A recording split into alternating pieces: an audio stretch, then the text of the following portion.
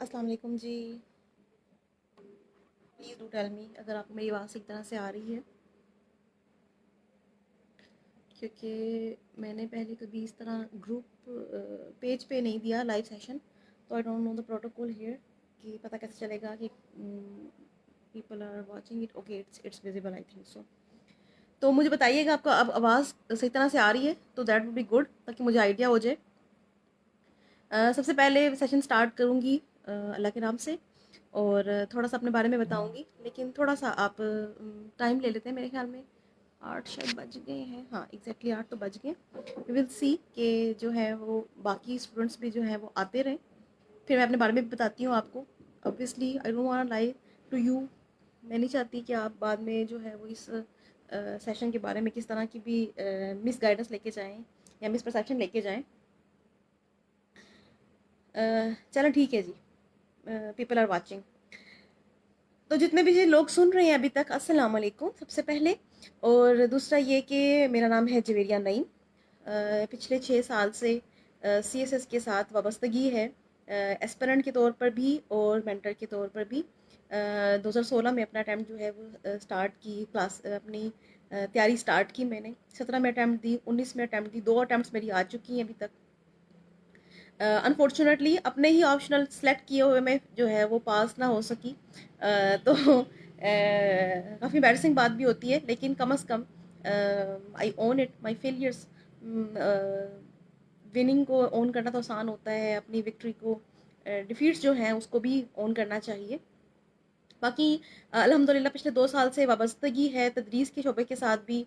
CSS के students को पढ़ा भी लिया, और माशाल्लाह से काफ़ी ज़्यादा अच्छा रिस्पांस भी रहा। मेरे स्टूडेंट्स जो हैं इस साल भी CSS के लिए अपेयर हुए हैं, पिछले साल भी CSS के लिए अपेयर हुए हैं, उससे पिछले साल PMS के लिए भी अपेयर हुए हैं। तो अल्हम्दुलिल्लाह अल्हम्दुलिल्लाह काफ़ी ज़्यादा अच्छा रहा। अच्छा जी, तो ये रहा अभी तक का सफ़र।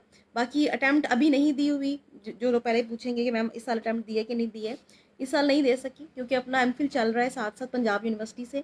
तो उसके लिए माजरत, अगर जो लोग चाह रहे थे, मेरे कुछ स्टूडेंट्स, अब पता नहीं मेरे स्टूडेंट्स इस टाइम ऑनलाइन हैं कि नहीं।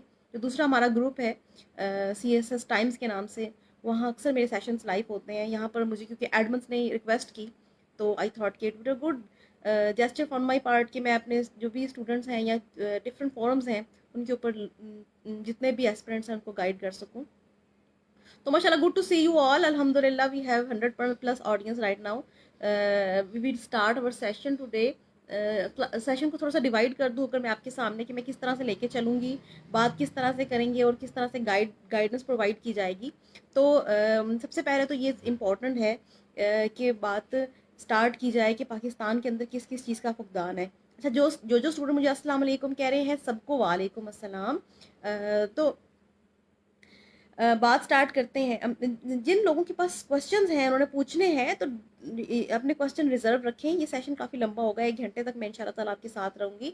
तो आप at the end of the session, जब मैं आपसे कहूँगी आधे घंटे बाद, तो आप क्वेश्चंस पूछिए, मैं आपको आंसर करूँगी इंशाल्लाह ताला। ठीक हो गया जी? तो पहले मेरी बात सुन, ज़्यादा इंपॉर्टेंट यही होता है। टीचर यही कहता है, टीचर की बात ही ऐसी होती है कि पहले मेरी सुन ले, फिर मैं आपकी सुन लूँ।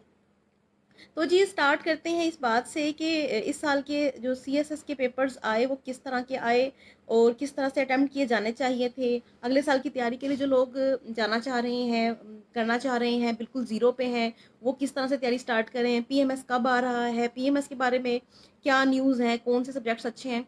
तो एक ओवरऑल हम एक सेशन रखेंगे। तो स्टार्ट करते हैं इस बात से कि इस साल जो CSS के पेपर्स आए हैं, मुझे लगता है काफ़ी आसान थे। यानी कि मैं उनको बिल्कुल ये नहीं कह सकती कि बहुत बचगाना पेपर हैं, लेकिन मैं ये नहीं कह सकती कि वो बहुत ज़्यादा एनालिटिकल पेपर हैं या बहुत मुश्किल पेपर हैं। पेपर जो थे वो निस्बतन जिस तरह के पिछले साल और ट्रेंड आया था, जैसे कंपलसरी के हालात ख़राब थे, इस साल उसकी निस्बत देखा जाए तो पेपर्स जो थे वो इतने इतने मुश्किल नहीं थे। Starting from the paper of essay अगर आप देखें तो मैं क्योंकि पॉलिटिकल साइंस की टीचर हूँ और मेरा बायस भी है पॉलिटिकल साइंस की तरफ, मैं बार बार कहती हूँ पॉलिटिकल साइंस ज़रूर रखनी चाहिए। ऐसे का पेपर देके सब लोगों ने कहा कि ये तो आईआर का पेपर है, लेकिन मैं फिर से ये कहती हूँ कि आईआर आपको तब आएगी जब आपको पॉलिटिकल साइंस आएगी। ठीक है, पिछले दिनों मेरी डिस्कशन हो रही थी अपने एक टीचर के साथ जो हमारे पॉलिटिकल साइंस डिपार्टमेंट में इस टाइम टीचर हैं पंजाब यूनिवर्सिटी के।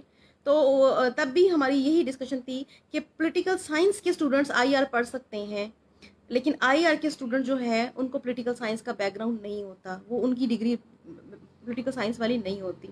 और दूसरी बात ये कि जो आईआर पढ़ना चाहते हैं उनके पास एटलीस्ट कोई बेस होनी चाहिए। तो देखें, अगर आप आईआर आपने 200 नंबर की पढ़ भी ली थी, अगर आपने ऑप्शन इलेक्ट किया भी हुआ था अपने सीएसएस के अंदर, तब भी आप एसए के अंदर ये सोच रहे होंगे कि आपके पास आर्ग्यूमेंट्स की कमी है। तो पॉलिटिकल साइंस ज़्यादा इंपॉर्टेंट है, पॉलिटिकल साइंस में ये चीज़ें आ जाती हैं। फिर दूसरी बात ये कि जो एसए का पेपर था उसमें जनरल ट्रेंड जो है वो पूछे गए, और इस साल एसए का पेपर थोड़ा सा आप कह सकते हैं ट्रिकी इसलिए था, इजी भी था और ट्रिकी भी था।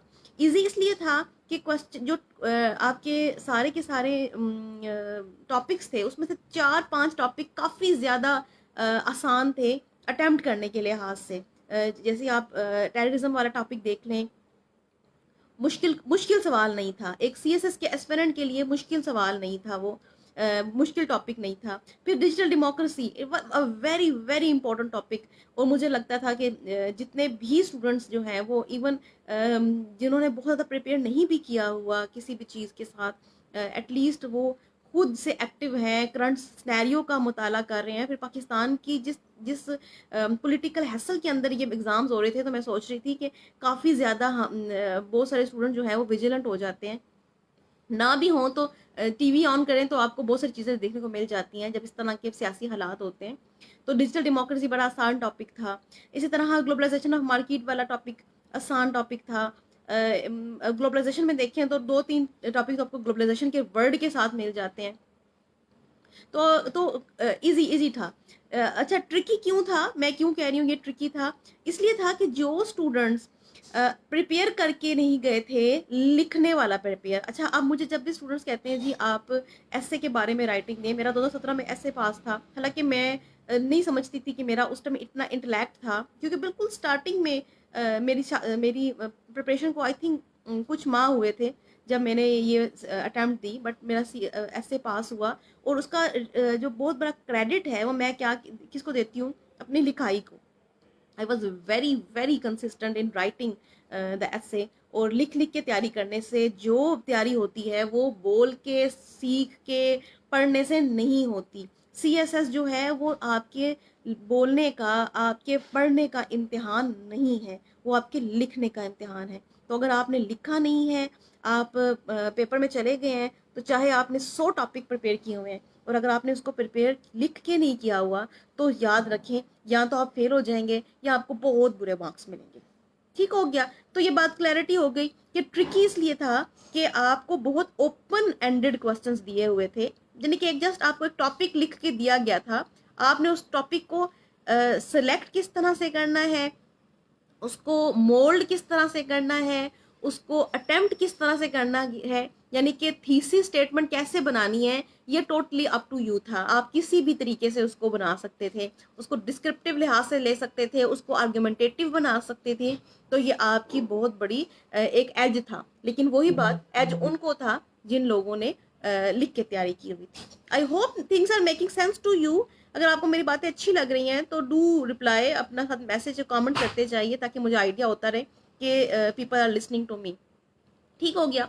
अच्छा जी, फिर आ जाते हैं हम इंग्लिश के पेपर में। इंग्लिश के पेपर की precis I think one of the most easiest paper जो थी, आप कह सकते हैं मोस्ट ईजी आपकी आई है। प्रेसी का जो पैसेज था, अगर आप उसको आपको वो सूट जैसे वर्ड जो जिसमें वर्ड इस्तेमाल किए थे, अगर आप उसको मीनिंग नहीं भी आते तो यू कैन मेक सेंस कि बात किस तरह की जा रही है, ओवरऑल क्या बात की जा रही है। बहुत मुश्किल कोई पैसेज नहीं था। फिर उसके बाद आपकी पंक्चुएशन बहुत आसान थी। पंक्चुएशन के तो मतलब मार्क्स आपको फुल मिलने चाहिए, किसी को भी नहीं होना चाहिए इसके अंदर के मुश्किल थी। इस तरह हाँ इस दफ़ा थोड़ा सा एफपीएससी ने एक ट्रिक खेली है कि आप को वो पेयर ऑफ वर्ड्स दे दिए ईडियम की जगह, तो वो थोड़ा सा मसला हुआ स्टूडेंट्स के साथ। लेकिन फिर वही बात है कि एक एस्पिरेंट जो है उसको तैयार होके जाना चाहिए। होपफुली जो अपेयर हुए हैं उन्होंने अच्छा पेपर दिया होगा। फिर बाकी अगर हम पेपर की बात करें कंपलसरी की, तो हम आ जाते हैं Pakistan affairs. Very easy paper, very easy paper. इतना एनालिटिकल पेपर था। एनालिटिकल पेपर देखिए मुश्किल भी होते हैं आसान भी होते हैं। आसान इसलिए होते हैं क्योंकि आपसे कोई हिस्टोरिकल बैकग्राउंड या आपकी बहुत हिस्ट्री नहीं मांगी जाती, यानी आपको बहुत फैक्ट्स एंड फिगर्स नहीं डालने पड़ते। आप एनालिसिस दे सकते हैं। जस्ट अगर आप रेगुलर हैं करंट अफेयर्स के साथ, डेली टू आप डाउन पढ़ते हैं, डेली आप टीवी देखते हैं, तो ये चीज़ें आपके लिए काउंट हो जाती हैं। For example sir Syed Ahmed Khan का क्वेश्चन जो है उसके लिए आपको पढ़ना पड़ता है कि सैयद अहमद कब पैदा हुए, कहाँ उन्होंने गाजीपुर में कब वो खोला स्कूल, कब उन्होंने यूनिवर्सिटी बनाई, तो ये सारी चीज़ें आपने पढ़नी पड़ती हैं। लेकिन जब आपसे कहा जाता है कि जी पाकिस्तान के इकोनॉमिक हालात क्या है, तो आपको बहुत सी चीज़ें पढ़नी नहीं पड़ती हैं। आप दिन ब दिन रोज़ बरोज़ ये चीज़ें सुनते रहते हैं। आप किताबों में ये या ना भी पढ़ें तो आप न्यूज़पेपर में ये चीज़ें पढ़ते रहते हैं। तो यहाँ आपको समझ आ गई होगी कि पेपर जो है वो आसान किस तरह से होते हैं और मुश्किल किस तरह से होते हैं। अमल मैं आपके सवाल का जवाब देती हूँ, थोड़ा मुझे टाइम दीजिएगा बेटा। अच्छा, आगे चले जाते हैं तो आपके इस्लामियात इस्लामियात का पेपर तो खैर आप उस कोई उसके बारे में कुछ कहे ही ना। इतना आसान पेपर के दीन और मज़हब में फ़र्क जो है, ये सवाल जो है अक्सर ही रिपीट हो जाता है। तो इस तरह के सवाल जब आपको दिए जाएं, और वैसे भी मुझे लग रहा था कि इस्लामियात का पेपर जो है वो बहुत ज़्यादा वो है जैसे एक्सपेक्ट किया जा रहा था। आपने ही इसके अंदर कोई नई चीज़ ऐड की उसने। एमसीक्यूज भी आसान थे। अच्छा, एक और चीज़ इंपॉर्टेंट है, मैं आपको ये बताना चाहती हूँ। देखिए मैं खुद पॉलिटिकल साइंस की टीचर भी हूँ, स्टूडेंट भी हूँ, एमफिल कर रही हूँ। अब मैं तो खैर मेरा तो वो चेंज हो गया, लेकिन क्योंकि तदरीस के अमल के साथ आपके साथ वाबस्तगी है, अपने स्टूडेंट्स को पढ़ाती हूँ, मुसलसल उनको चेकिंग करके देती हूँ, उनको उनको उनको सिखाती हूँ ट्रिक्स। तो बार बार जो मेरा मेरा मानना है वो ये कि स्टूडेंट्स कहाँ लैक करते हैं। अगर आप 11 पेपर आपके हैं सीएसएस के जिसमें 20 एमसीक्यूज होते हैं, एसए के पेपर को छोड़ के आपके हर पेपर में एमसीक्यूज होते हैं, और हर पेपर में जो एमसीक्यूज की तादाद है वो 20 है। आप जरा अंदाजा लगाएं कि आप 11 पेपर में 20 में से अगर 18 नंबर लेते हैं, अगर 20 लेते हैं तो आप 220 तक पहुंच जाते हैं, जो कि बहुत अच्छा नंबर है। ठीक है, अगर आप 18 भी ठीक करते हैं तो 198 या 200 के करीब आप पहुंच जाते हैं। किस तरह से पहुंचते हैं? सिर्फ और सिर्फ अच्छी तैयारी से। और एमसीक्यूज के जो 220 नंबर ही छोड़ रहा है विदाउट डिस्कसिंग और without preparing the MCQs part, तो उससे बड़ा बेवकूफ कौन है? ऐसा ही है कि नहीं? अब आप सिंपल सी बात देखिए, आप एक करंट अफेयर का पेपर बहुत अच्छा क्वेश्चन बहुत अच्छा अटेम्प्ट कर लें। यूक्रेन वार जो आजकल चल रही है रशिया और यूएसए की दरमियान जो एक टसल से चल रही, अब आप ये सोचें कि इस क्वेश्चन को आप कितना अच्छा अटेम्प्ट कर लें तो आपको 14 से 15 नंबर देगा। बहुत अच्छा अटेम्प्ट कर लिया आपने, वरना नॉर्मली 10 से 12 या 13 नंबर जो होते हैं वो होते हैं। लेकिन अगर आपने एमसीक्यूज अच्छे तैयार कर लिए तो आपको 20 में से 20 नंबर मिलेंगे। तो आपको ज्यादा मेहनत करनी चाहिए वहां जहां से आपको पेट मार्क्स मिल रहे होते हैं। इस तरह मैं जनरल एबिलिटी की बात करती हूँ। स्टूडेंट मुझे कहते हैं मैंने जनरल साइंस सारी पढ़ ली। मैंने कहा आपने गलत किया। आपने 40 नंबर के लिए 5 बड़े बड़े, एक आप कह सकते हैं उनके चैप्टर्स हैं, 5 सेक्शंस हैं वो पढ़े, और हर सेक्शन के अंदर बहुतात है। जैसे जैसे आप देखें फिजिकल साइंस, केमिकल साइंस है, केमिस्ट्री है उसके अंदर, फिर उसके बाद जियोग्राफिकल साइंस आप देखें उस है, बायोलॉजिकल साइंस है। तो 40 नंबर के लिए आप इतना प्रिपेयर करते हैं, और बाकी 40 नंबर के लिए एबिलिटी आती है, और एबिलिटी कोई मुश्किल नहीं है। और सबसे बड़ी बात है, एबिलिटी आपको पेट मार्क्स दे के जाएगी। मेरे साथ 2 दफ़ा ऐसे हुआ कि मेरे 40 में 40 ठीक थे, तो उससे बड़ा एज मिलता है, बहुत एज मिलता है। अगर आप 40 मार्क्स एबिलिटी के ले लें, 20 में से 18 नंबर आप उसके ले लें, साइंस के ले लें, तो साइंस का पार्ट यानी एबिलिटी के पेपर में साइंस का पार्ट प्रिपेयर किए बिना आप 60 स्कोर कर सकते हैं। तो आप ये सोचें कि किस कदर इम्पोर्टेंट है ये सब चीज़ें। तो फिर यही बात अभी कल मेरी एक स्टूडेंट से बात हो रही थी, उसने कहा कि मैम यूएस हिस्ट्री का पेपर बड़ा डिफरेंट आ गया।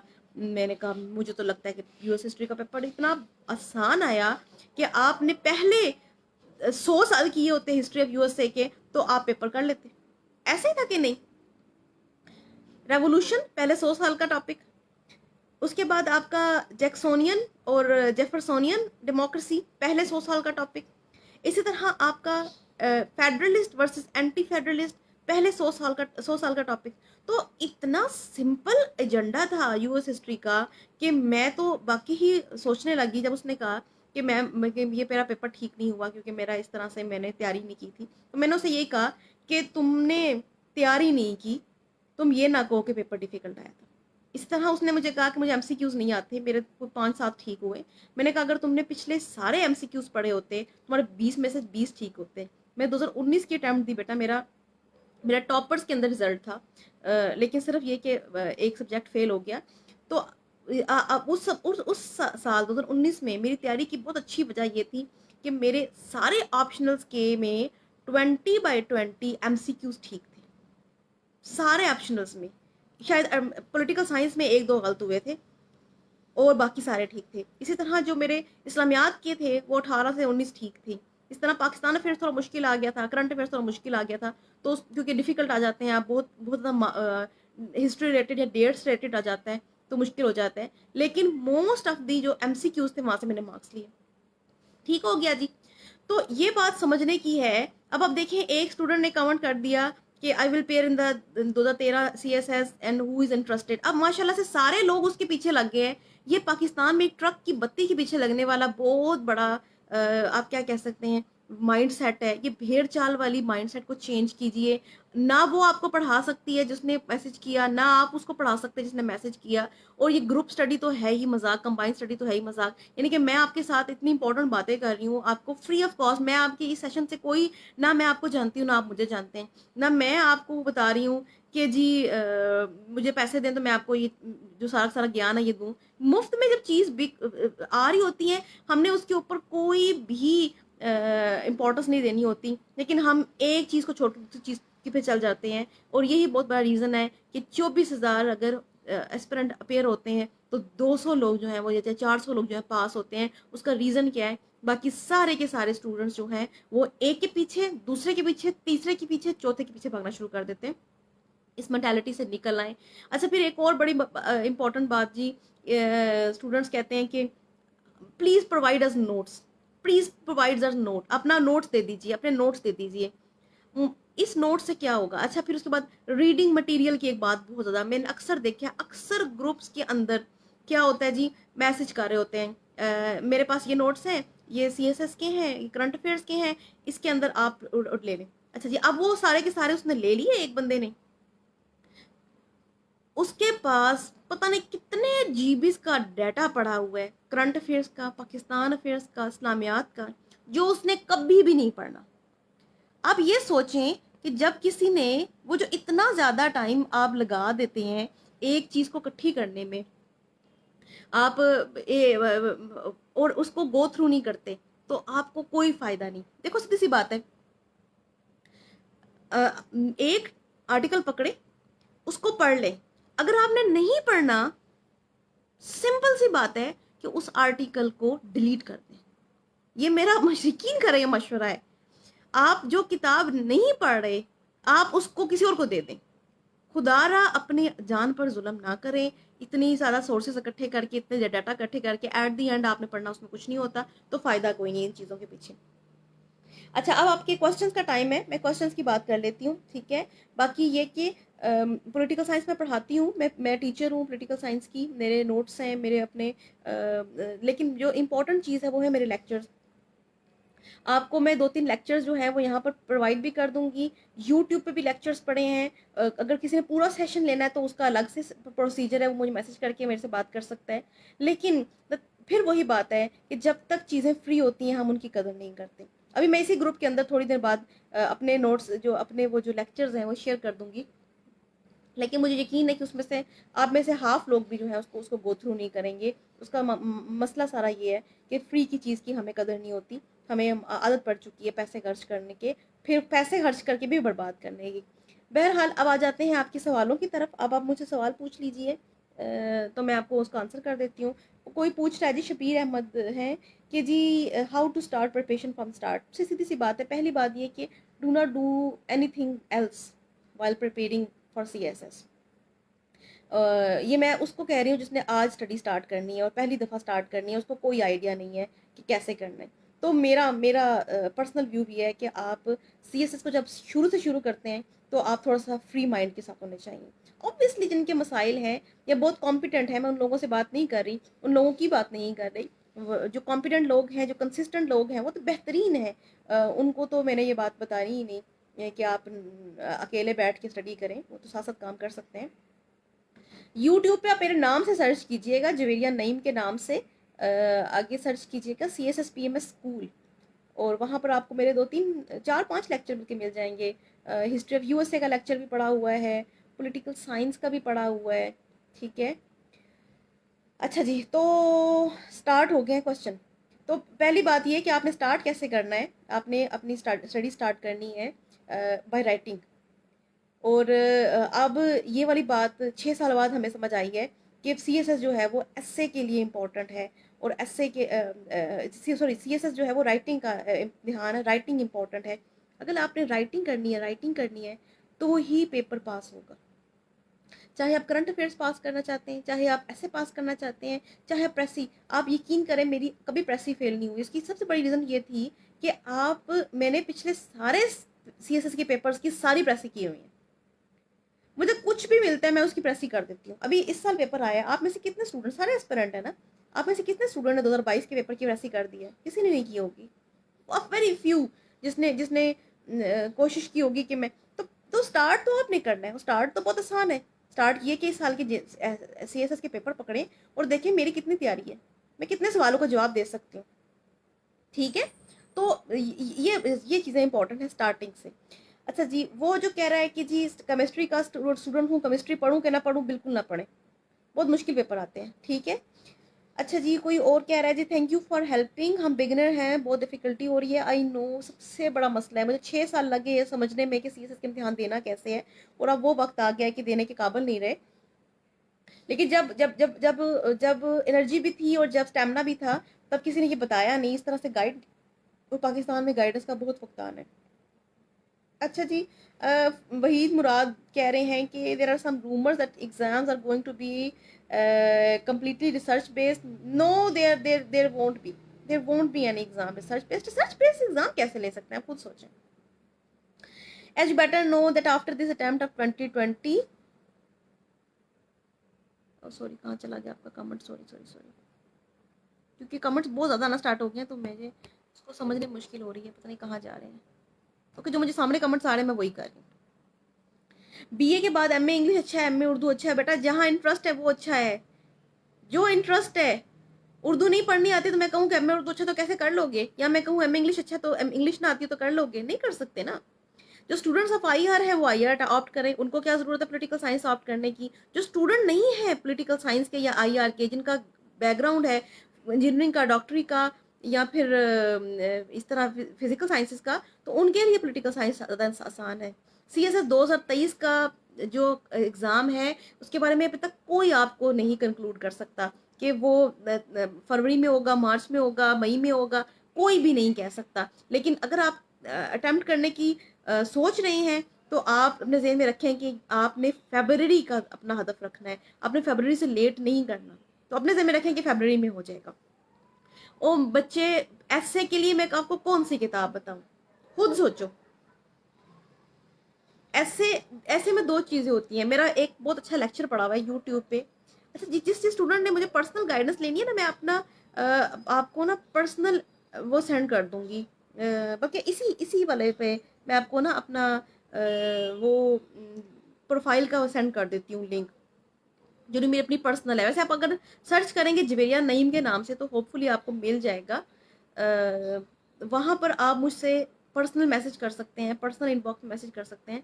ऐसे पे ऊपर मेरा एक लेक्चर पड़ा है यूट्यूब के ऊपर, और उसके अंदर मैंने बताया हुआ कि ऐसे में 2 चीज़ें इंपॉर्टेंट होती हैं। एक होता है कि how to write an essay and what to write in an essay. तो how to write an essay तो आपको सारे टीचर्स पढ़ा सकते हैं कि स्ट्रक्चर किस तरह से होगा, पैराग्राफिंग करनी है, डिवाइड करना है बॉडी पैराग्राफ्स के अंदर, इंट्रोडक्शन किस तरह लिखना है, कंक्लूजन किस तरह लिखना है, थीसिस स्टेटमेंट किस तरह देनी है, लेकिन पेपर में आपने खुद लिखना है। तो इस चीज़ को जहन में रखिएगा कि पेपर जो है वो आपने खुद देना है। तो आपको जो चाहे मर्जी भी सिखा दिया जाए, एट दी एंड 3 घंटे जो है वो डिसाइड करेंगे, और उन 3 घंटों में आप क्या लिखेंगे वो डिसाइड करेगा कौन, जितना आपने पीछे लिखा हुआ, कितना आप भी पहले तैयारी करके गए हो पेपर से पहले, ये बहुत इंपॉर्टेंट है। अगर आपने सिर्फ और सिर्फ आउटलाइनें बनाने का काम किया है और कोई क्वेश्चन अटेम्प्ट नहीं किया, कोई ऐसे अटेम्प्ट नहीं किया, तो फिर भूल जाएं आप ऐसे पेपर। फिर मुआवजा हो सकता है कि आप ऐसे में पास हो जाएं, लेकिन ये कोई गारंटी नहीं है कि आप ऐसे में पास होंगे। अच्छा जी, एमफिल इस्लामियात वालों के लिए भी कुछ बताएं। एमफिल इस्लामियात वालों के लिए मैं क्या बताऊं, पॉलिटिकल साइंस रख ले सब्जेक्ट 200 नंबर का, क्योंकि अब सिलेक्शन इस तरह से कर दी गई है वो कि आपको 200 नंबर के लिए या तो पॉलिटिकल साइंस ऑप्ट करनी पड़ती है, या आईआर ऑप्ट करनी पड़ती है, या फिजिकल साइंस के सब्जेक्ट ऑप्ट करने पड़ते हैं।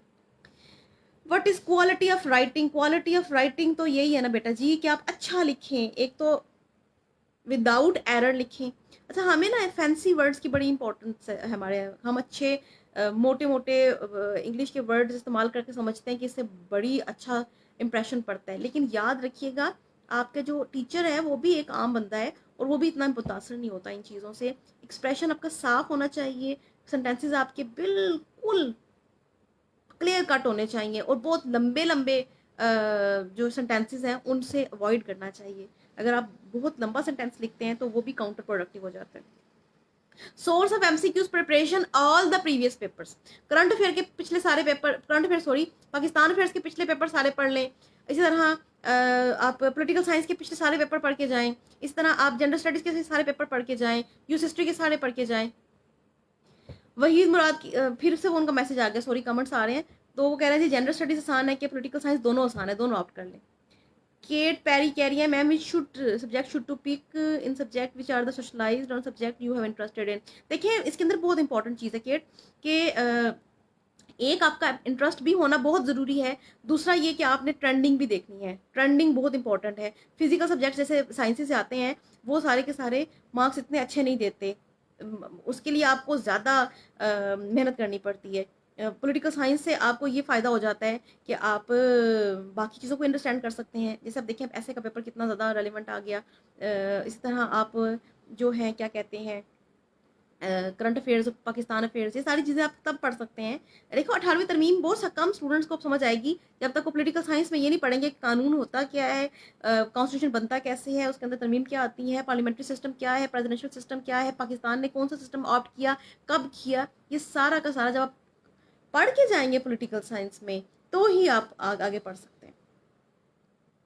अच्छा, the most counterproductive thing to avoid in the process of preparation Murtaza is कि आप इधर उधर इधर उधर छलांगे लगाते हैं। एक टॉपिक पकड़ें, उसको समझें, उसको पढ़ें, उसको ख़त्म करें, और उसके बाद उसको बंद करके रख दें, बजाय इसके कि आप ये पढ़ना। सबसे बड़ा पता मसला क्या होता है, मैं आपको बताती हूँ। मैं खुद भी एस्पिरेंट रही हूँ, मुझे पता है।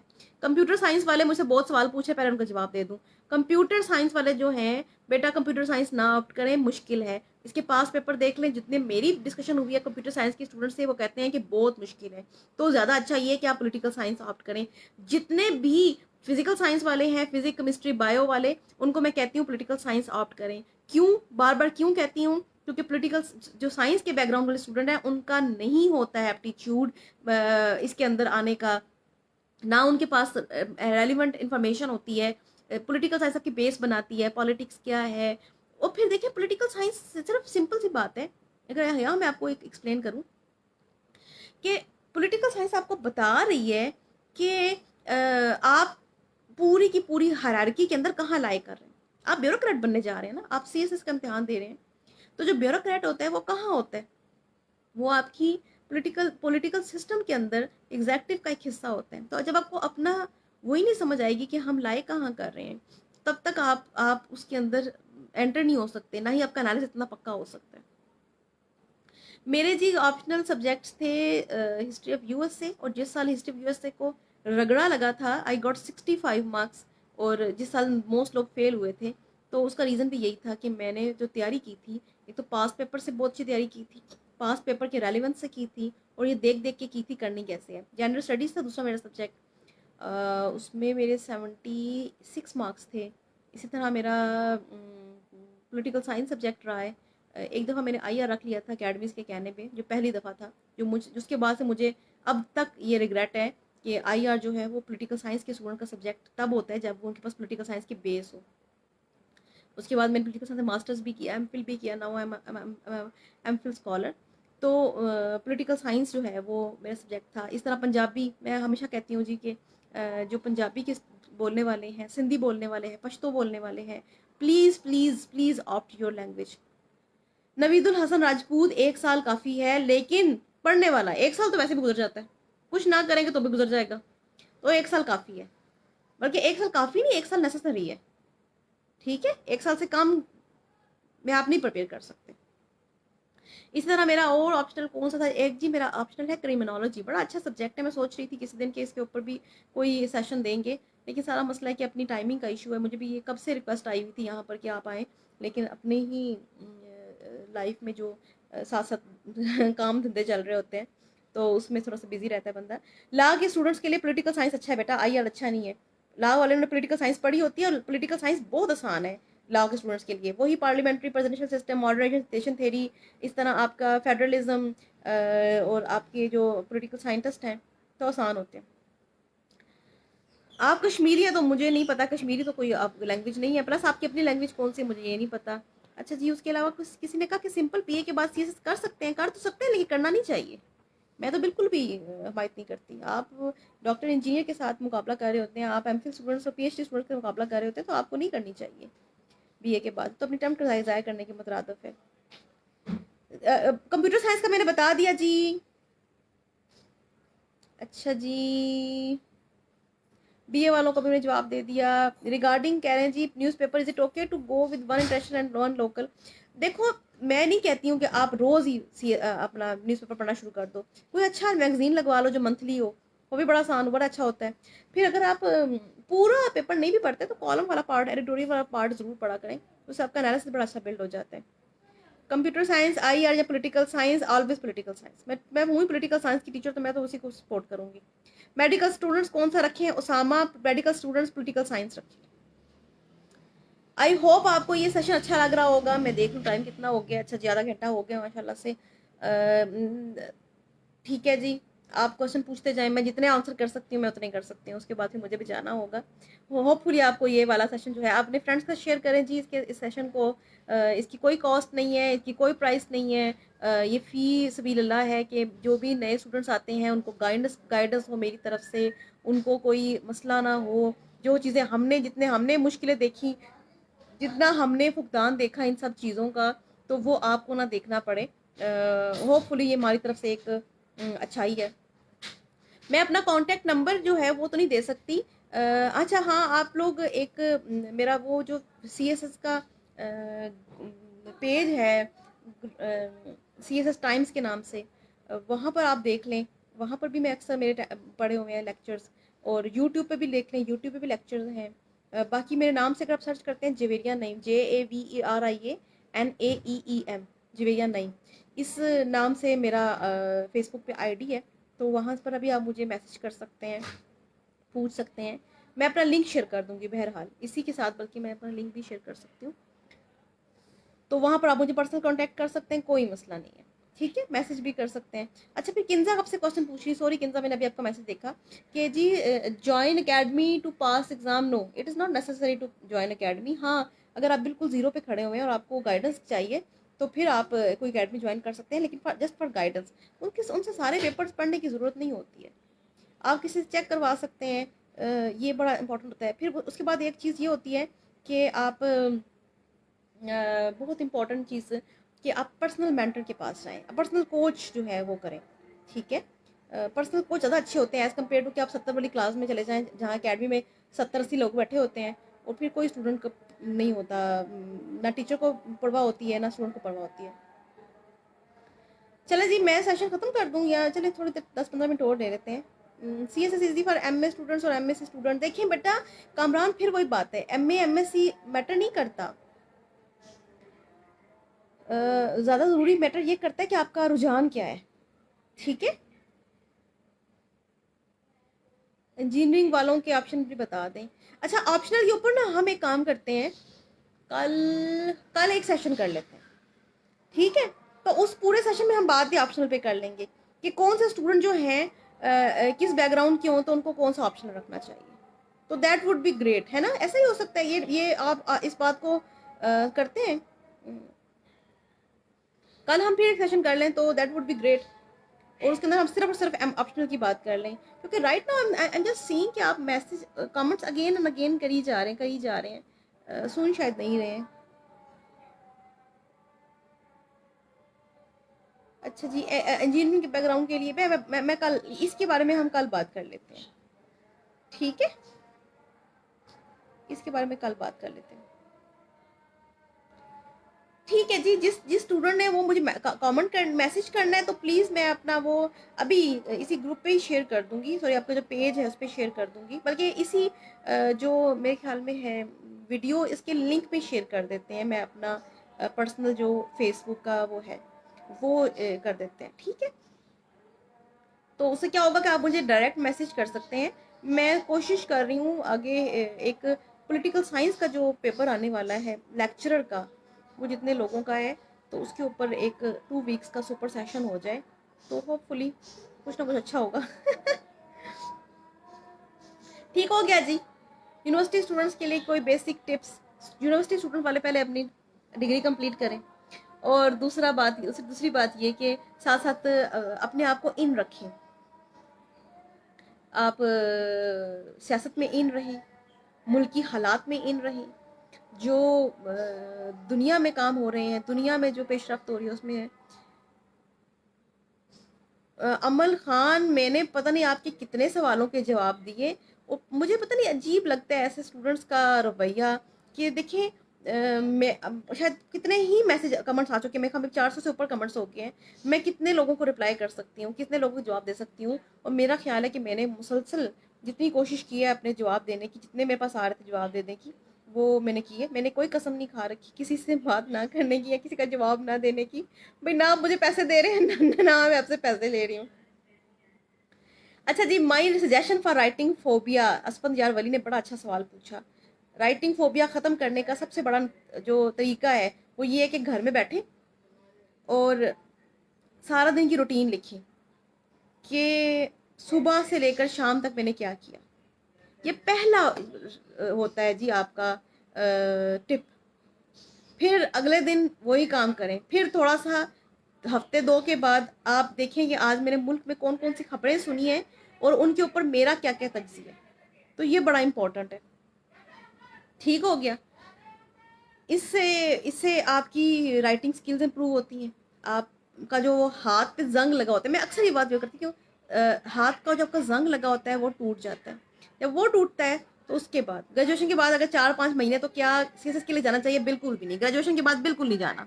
या तो आपने मास्टर्स किया हो, आप यूनिवर्सिटी से होके आए हो, आपका एनालिसिस बन गया हो, सिंपल बीए तो बिल्कुल भी नहीं।